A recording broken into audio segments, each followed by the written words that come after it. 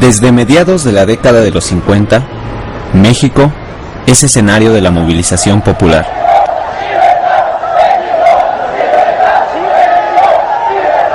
Electricistas, telegrafistas, maestros, petroleros, médicos y ferrocarrileros que demandan derechos laborales y mejores condiciones de trabajo.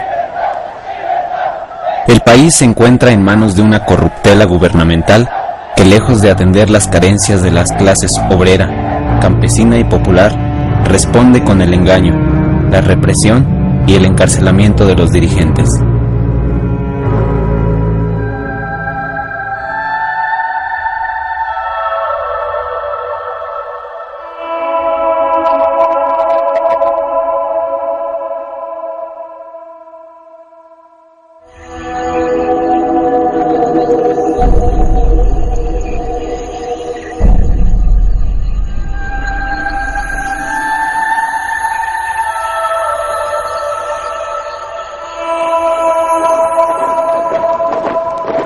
El corolario del embate represor del Estado mexicano será el movimiento de 1968, con la masacre de la Plaza de las Tres Culturas y la del Jueves de Corpus en 1971.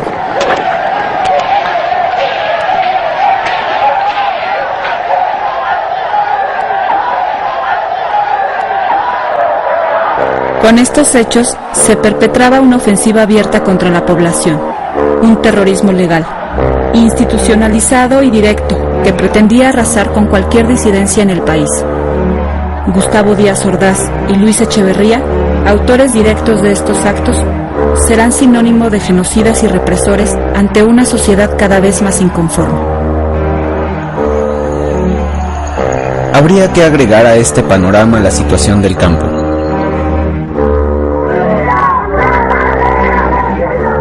Abandonado y empobrecido, sujeto a la especulación y al enriquecimiento de unos cuantos. Los campesinos se mantenían bajo el yugo de caciques regionales y con precarias condiciones de vida, situación que acrecentaba su descontento y organización. La lucha de Rubén Jaramillo en Morelos es emblemática de esta situación desde principios de la década de los 40 y hasta su brutal asesinato, junto con su esposa y 3 hijos, en Xochicalco, Morelos, en 1962.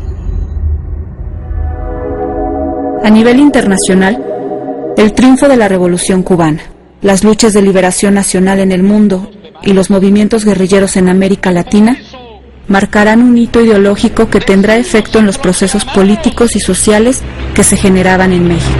Que con combatientes cubanos podrá contar el movimiento revolucionario en cualquier rincón de la tierra.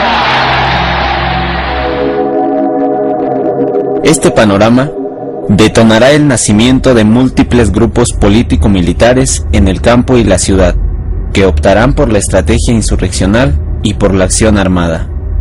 El primer acontecimiento de esta larga lucha se ubica en 1965, con el asalto al cuartel Madera en Chihuahua, encabezado por el profesor Arturo Gamis, cuyos participantes serán abatidos por el ejército mexicano en dicha acción. Durante la década de los 70, el Estado mexicano responderá con una lucha sin cuartel contra el movimiento guerrillero. Ejército, policías y la tristemente célebre Dirección Federal de Seguridad, con su grupo paramilitar Brigada Blanca, infiltrarán y golpearán a las organizaciones guerrilleras, dejando un saldo brutal de asesinados, desaparecidos y detenidos. Sin embargo, muchos grupos se reorganizan y continúan, con muchas dificultades, su lucha. En este panorama nace una organización que optará por el más estricto clandestinaje.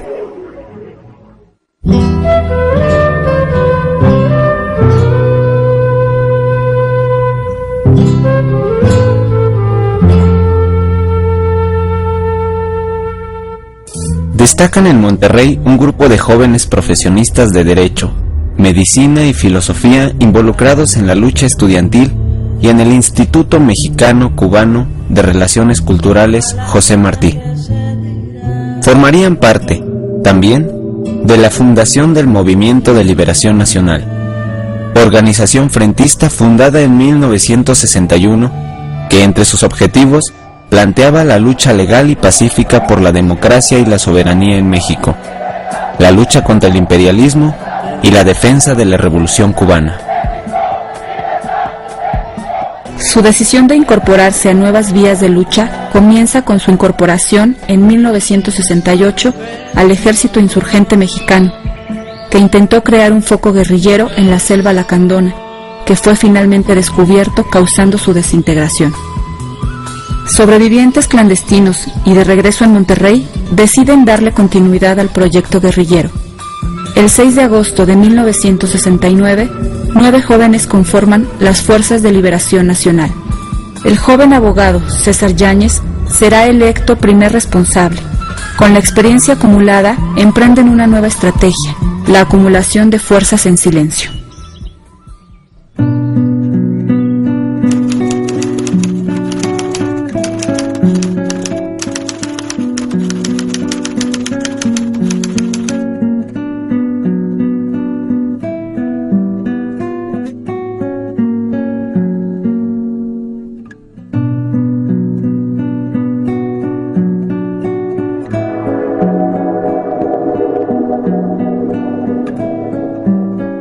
El objetivo: impulsar una guerra de liberación nacional con la creación de un ejército del pueblo, que sacie sus anhelos de democracia y dignidad, y proporcione a todos los que son menospreciados y explotados tierra, trabajo y techo, y los haga al fin dueños y beneficiarios de sus recursos, su trabajo y su destino.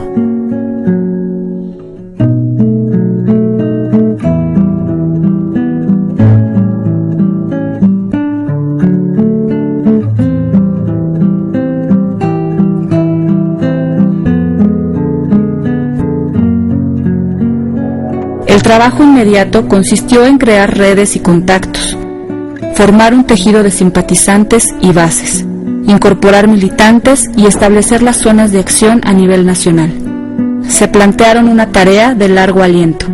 La organización sería apuntalada en el reclutamiento cuidadoso de sus militantes, en el acopio paulatino de armas y fondos, estando el sostén financiero a cargo de todos. No optarían por las expropiaciones ni los secuestros. 3 años después, esta callada labor rinde sus primeros frutos, y las Fuerzas de Liberación Nacional tienen presencia en Monterrey, Puebla, Distrito Federal, Chihuahua, Veracruz, Tabasco y Chiapas. En este último estado, fundan, a inicios de 1972, el núcleo guerrillero Emiliano Zapata, en el rancho El Chilar, en plena selva lacandona.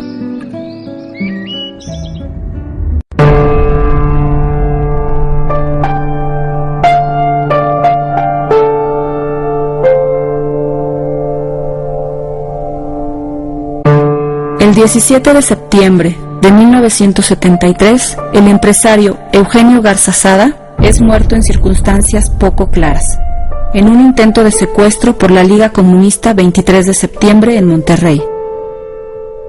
Ante la demanda de la clase empresarial, este suceso desata una cacería de guerrilleros a lo largo y ancho del país.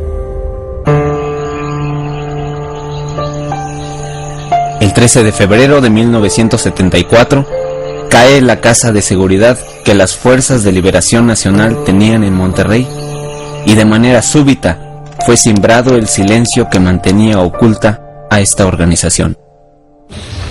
Supo Julieta Glockner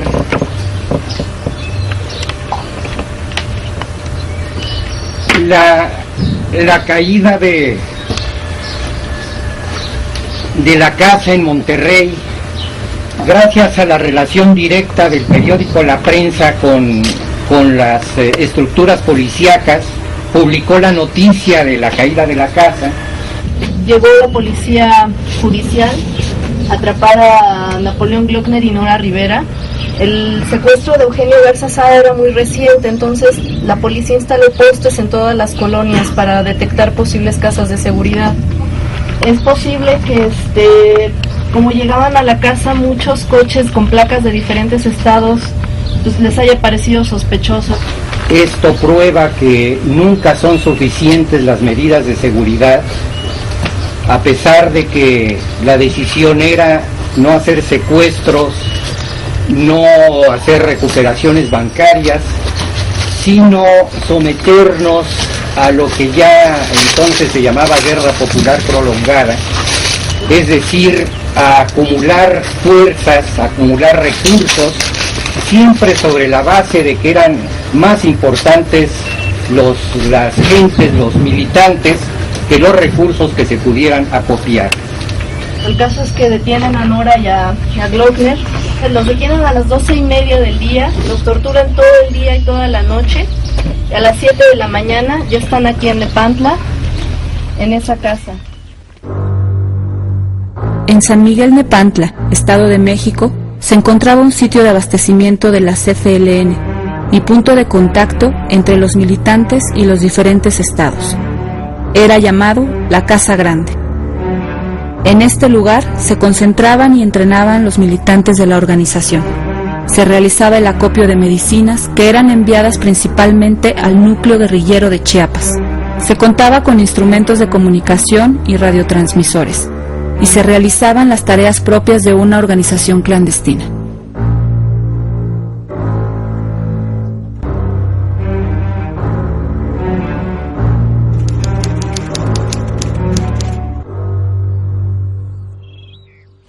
Dan la dirección, dan la localidad de Nepantla, pero dan una casa equivocada con la esperanza de que sus compañeros se percaten y se den la fuga, ¿no?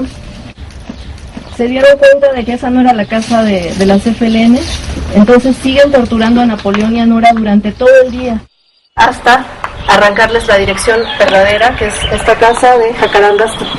Antes era el número 4, ahora si ven ahí está el 13, pero el número original era el 4.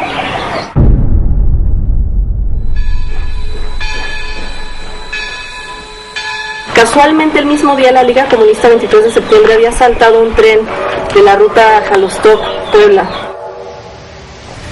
Esto fue determinante porque seguían la pista de la 23 de septiembre, de modo que ese fue el pretexto y se encontraron aquí con una organización que mantenía un clandestinaje total para precisamente no caer en estas cuestiones. Originalmente el plan era que solo tomara por asalto la Policía Judicial Federal y la Dirección Federal de Seguridad, pero el ejército, al tener estas bajas, deciden posicionarse, que ellos van a ser los que van a coordinar y dirigir el ataque contra Nepantla, que el ataque se produjo hasta las 11 de la noche, ¿no? A las 11 de la noche la policía ya tiene esto totalmente cercado.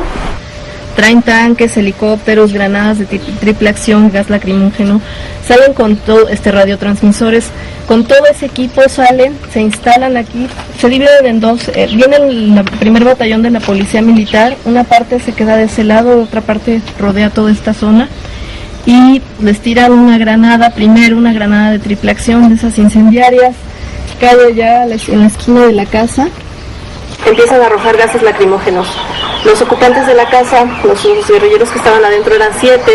Se escuchan los gritos de sus compañeros, Nora Rivera y Napoleón Glockner, que les dicen ríndanse, los van a matar. Entonces las últimas palabras de Salvador, Alfredo Zárate Muta, son no nos vamos a rendir, vengan por nosotros. O sea, sabiendo que se iban a enfrentar a una muerte segura. Obviamente el ejército derriba la puerta, bombardean para derribar la barra. Los militantes que estaban adentro no pudieron defenderse porque sus armas largas, M2, metralletas, etcétera, estaban afuera. Ellos además traían revólveres. Entonces ellos, cuando empezaron a oír los bombardeos, estaban en sus cuartos. Los guerrilleros escuchan los balazos, se concentran aquí en la cocina, pero ellos no tenían conocimiento de nada, ni de la caída de Monterrey, ni de que la policía había llegado a Nepantla en la mañana. O sea, no sabían realmente, ni se imaginaban que iban a ser atacados. Entonces escuchan las granadas, se esconden acá. Aquí se concentran los 7, pero son obligados a salir por los gases lacrimógenos. Entonces ellos tratan de cubrirse la cara, tratan de protegerse, pero es demasiado intenso el fuego, ¿no? En total la policía se gastó casi 700 cartuchos de M2. Con mucho cuidado porque el fuego es incesante, se salen por esta puerta. Entonces, ante esta situación de desventaja, en que ellos no tienen armas largas para defenderse, para responder al fuego, ellos deciden ocultarse para no delatar su ubicación. Y se pegan aquí a esta pared. Todo muy despacio, muy lentamente. Sobre este pasillo, los guerrilleros estaban parapetados. Pensaban que si podían brincar esta barda, podían escapar por la parte posterior. Uno de los guerrilleros se subió a una escalera que había aquí. Se subió para asomarse a ver cómo estaba del otro lado. Y cuando él se asoma, el ejército se da cuenta de la ubicación de los guerrilleros. Todo el fuego se concentra en este lado. La versión de Gloria Benavides, que fue una sobreviviente de la masacre, dice que el fuego atravesó los adobes, o sea, la magnitud del fuego atravesó los adobes y eso fue lo que le produjo las bajas. Esta marca que está aquí es producida por una bala. Esto indica que los disparos vinieron de esta dirección, así para acá. Entonces, lo más probable es que se hubieran metido a los cuartos, viendo que los guerrilleros no estaban haciendo fuego, se metieron a los cuartos y les dispararon de aquí para acá. Les aventaron una granada y esa granada fue fulminante, ahí murieron los primeros 4. Entonces ellos cruzan esta barda y ahí donde pueden ver, donde está la barda de la otra casa, se pueden ver hacia allá. Cuando Mario Sánchez trata de cruzar esa barda para brincarse de la casa de atrás, ahí lo interceptan y lo hieren. Entonces cae herido, pero lo matan con un disparo en la frente. Y entonces María Gloria y Martín, Raúl Morales, se van hasta el fondo de la casa. María Gloria es herida con un rozón de bala en el pie. Entonces se meten a las aulas, allá donde había pollos y gallinas. Y ahí sigue la balacera hasta que ellos ya deciden cesa un poco el fuego, deciden cruzar. Y justo cruzando la barrera los detiene el ejército, los desnudan y los torturan, pero no los matan.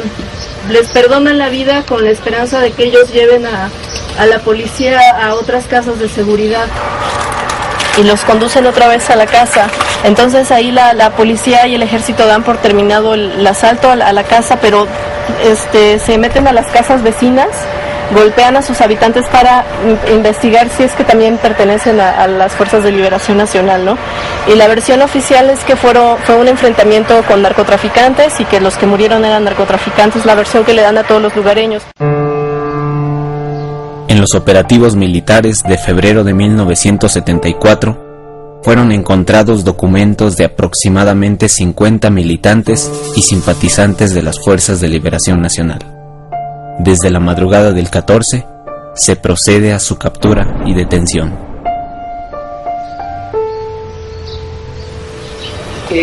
Yo debí haberme incorporado a la clandestinidad en la tarde del día en que fui secuestrado.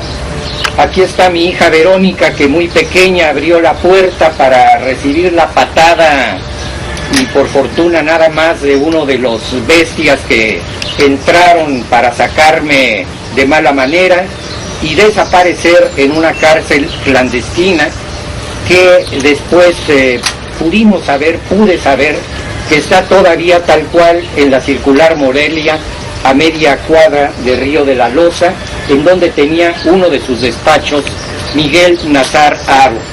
Esta fue uno de los primeros operativos de la Brigada Blanca, que empezaba como siguió en toda su siniestra historia, absolutamente impune.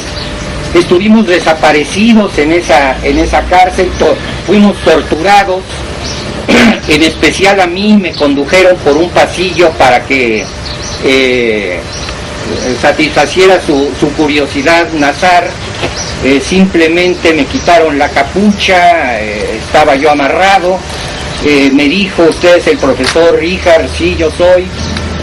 Y ordenó que me llevaran, él en un elegante pants deportivo, porque era domingo y seguramente venía de hacer sus ejercicios. Fui el único del Distrito Federal capturado. Me honro en decir que aguanté las torturas y solo yo caí del Distrito Federal. Sería inculpado solo por conspiración para permitir mi libertad bajo fianza, fui honrado por el Estado mexicano en ser acusado de conspiración.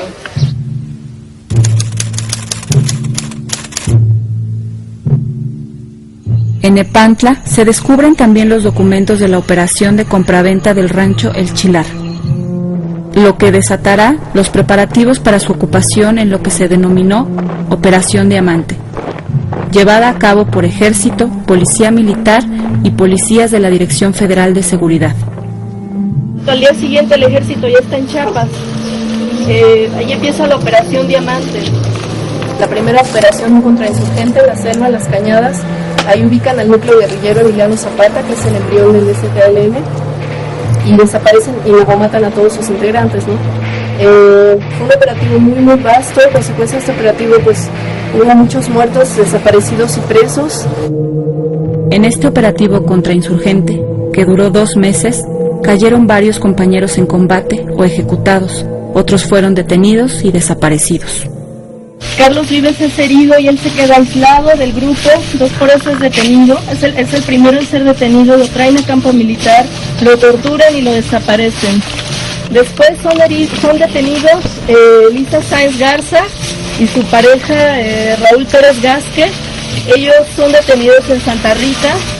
A ellos les tienden una trampa a los propios campesinos. Les hacen creer que los van a ayudar a cruzar la frontera, pero en realidad llaman al ejército, llega el ejército por ellos, los traen a campo militar número 1 y los desaparecen.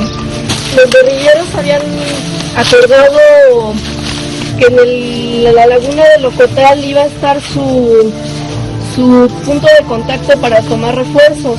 Entonces, al parecer, Carballo, Guichar y César Yáñez llegaron a Locotal, pero ahí ya estaba una partida militar. Entonces se produce otro enfrentamiento en el que pierde la vida Carballo y es sepultado en la selva en medio de la nada. Hasta la fecha no sabemos, no hay una explicación oficial de lo que ocurrió con Carballo. A Juan Guichar le aplican la ley fuga. Juan se echa a correr, le dispararon por la espalda. El último en morir casualmente es el jefe del grupo, César Yáñez Muñoz, el hermano Pedro. Lo torturan, le pegan un tiro en la nuca.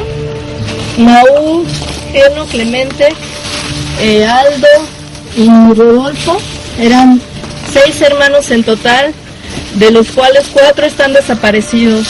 El profesor Fidelino era un profesor bilingüe. Él daba clases de en lengua celtal en la selva de Candona. Fue el primer simpatizante, digamos, de la población de las Cañadas. Encuentran sus papeles aquí en Nepantla, pero tardan mucho en localizarlo. Pero cuando lo localizan, él se presenta voluntariamente a comparecer y ahí lo secuestran y lo traen a campo militar y lo desaparecen. 2 años después de estar en campo militar, desde campo militar manda una carta a su familia diciéndoles que lo tienen secuestrado. Él dice en esa carta que otros de sus compañeros también estaban en las mismas condiciones. Julieta Glockner y Graciano Sánchez también caen en febrero, el 7 de febrero de 1975, en Cárdenas, Tabasco. Ellos sufren una persecución policíaca.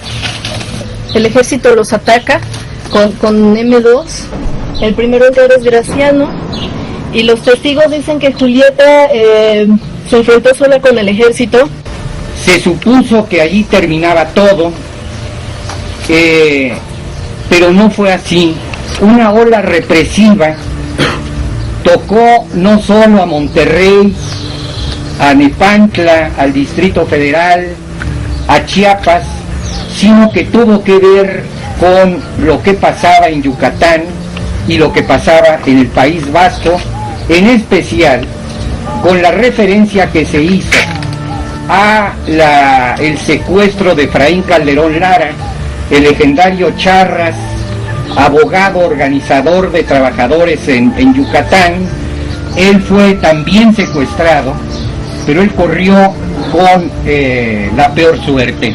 Apareció su cadáver sin uñas y masacrado en la carretera. Peor suerte corrió Salvador Puig Antwich, quien en un portal fue capturado, resistió el secuestro, un tiro se escapó, un policía murió, y el 1 de marzo Salvador Puig Antúnez fue el último asesinado por el Estado español a garrote vil. El garrote vil es un tornillo que se aplica en la nuca y se va dando vuelta hasta que destruye todo lo que encuentra a su paso.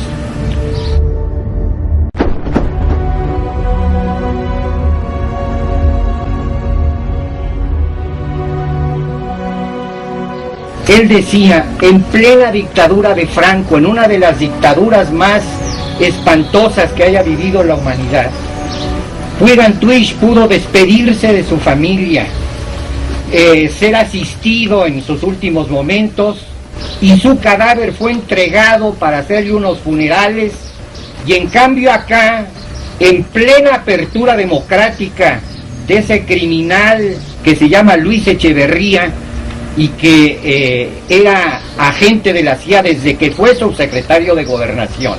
Acá, en esta apertura democrática de los cadáveres de los compañeros, no se supo nada por años, hasta que en averiguaciones de los familiares pudieron recuperar algunos restos sin tener la seguridad de que pertenecían a sus familiares.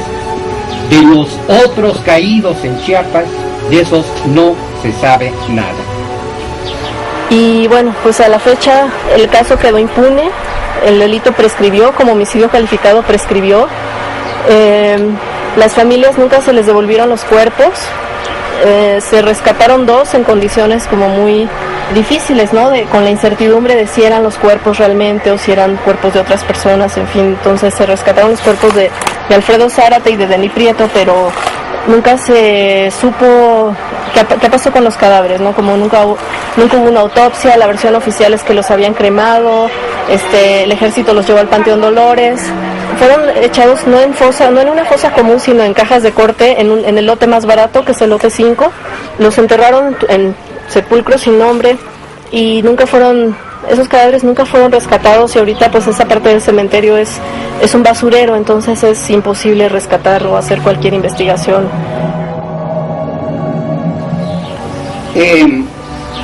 Julius Fusik, un comunista checo, cuando fue comunicado en 1945 de que iba a ser sometido a la cámara de gas para su muerte, escribió un diario conocido como Reportaje al pie de la horca, en el que hace un capítulo que viene al caso. El capítulo se llama Figuras y Figurillas. Dice allí Julius Fusik: no olvidemos a las figuras de bronce, a las figuras enormes de quienes han caído en la lucha, de quienes han sido torturados, masacrados, de quienes han sufrido para que continúe la lucha de liberación.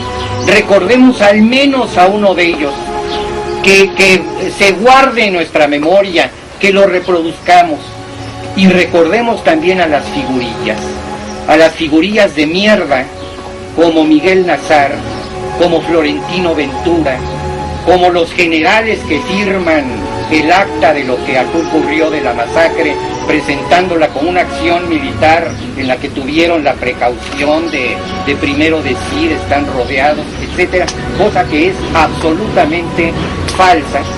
A estos hay que tenerlos presentes, siguen vivos, están caminando en la calle, están tranquilos en sus casas. Miguel Nazar está invicto.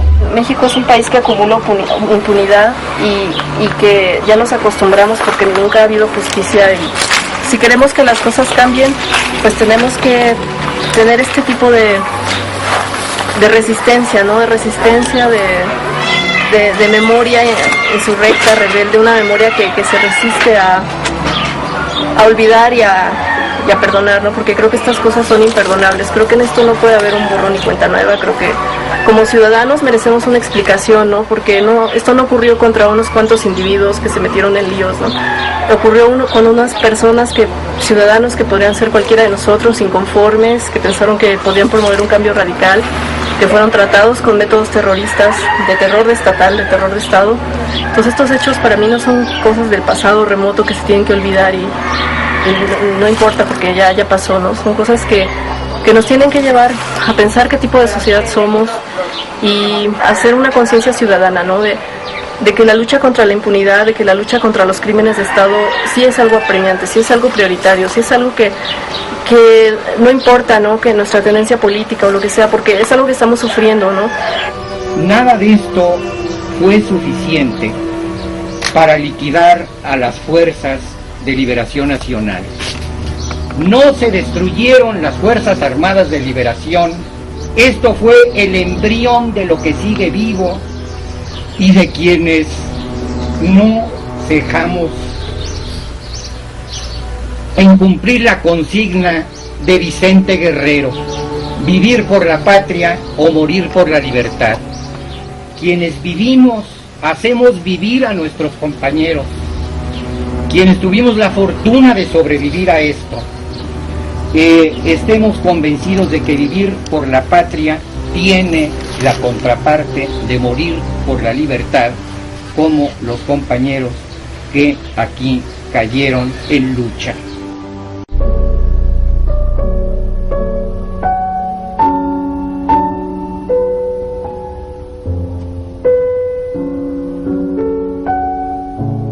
Hoy, día 6 del mes de agosto del año 1969, estando prevenida la historia, el café amargo, el tabaco por terminarse, la tarde por fenecer, y todo adecuado para conspirar contra las sombras y las tinieblas que opacan el mundo y su sol. Los abajo firmantes comparecen ante mí, la patria, para declarar lo siguiente. Primero, que los abajo firmantes renuncian a su hogar, trabajo, familia y estudios, y a todas las comodidades que, sobre la miseria de los más, se han acumulado en manos de los menos. Segundo, que los abajo firmantes renuncian a un futuro, vendido en abonos para disfrute individual. Tercero, que los abajo firmantes renuncian también a la coraza de indiferencia frente al sufrir de otros y a la vanagloria de un lugar entre los poderosos. Cuarto, que los abajo firmantes están dispuestos a todos los sacrificios necesarios para luchar calladamente y sin descanso, para hacerme a mí, la patria, libre y verdadera. Quinto, que los abajo firmantes están dispuestos a padecer persecución, calumnias y torturas, e incluso a morir si es preciso, para lograr lo señalado en el punto cuarto. Sexto, que yo, la patria, sabré guardarle su lugar en la historia y velaré por su memoria como ellos velaron por mi vida. Séptimo, que los abajo firmantes dejan bastante espacio debajo de sus nombres, para que todo hombre y mujer honestos firmen este documento y, llegado el momento, lo rubrique el pueblo entero. No habiendo más que decir, y sí mucho por hacer, los abajo firmantes dejan su sangre como ejemplo y sus pasos como guía. Heroica y respetuosamente, vivir por la patria o morir por la libertad. Manuel, Salvador, Alfredo, Manolo, María Luisa, Soledad, Murcia, Aurora, Gabriel, Ruth, Mario, Ismael, Héctor, Tomás Alfonso, Ricardo, y siguen las firmas de los que habrán de morir y de los que habrán de vivir luchando en este país de dolorosa historia llamado México, abrazado por el mar y, pronto, con el viento a su favor.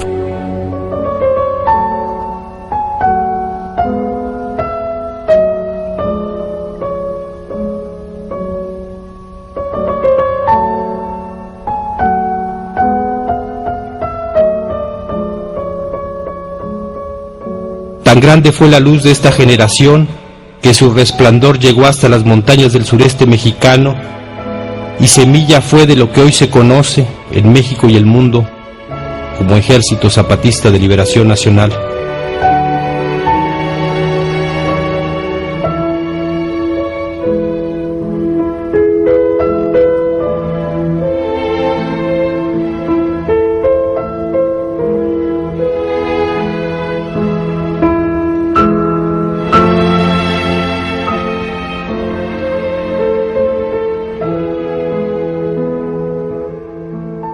Que siempre vivan los muertos que mueren para vivir.